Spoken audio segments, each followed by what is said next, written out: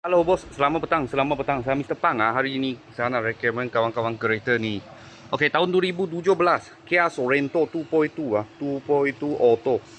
Ini low spec lah, ini LS. Okey, ini sebiji boleh duduk 7 orang punya. All wheel drive, all wheel drive.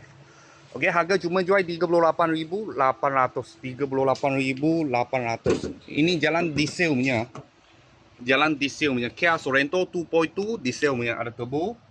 Sebab diesel confirm ada turbo punya. Okey, dalam semua original lagi lah.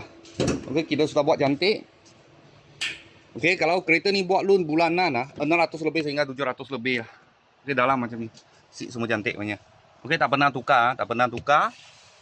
Okey, dia ada lock, auto hold. Okey. Driving mode semua ada lah. Push start button kat sini. Mileage tak silap lagi.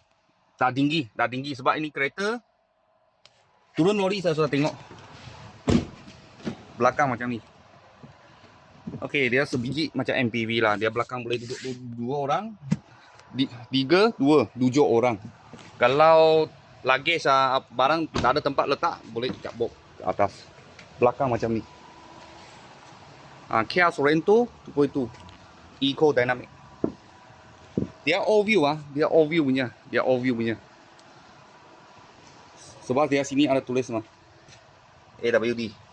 Tahun 2017, harga jual 38,800 cash body. Dapat free 1 tahun warranty lah. Kalau buat loan bulanan anggaran 600 lebih sehingga 700 lah, 700 lebih lah.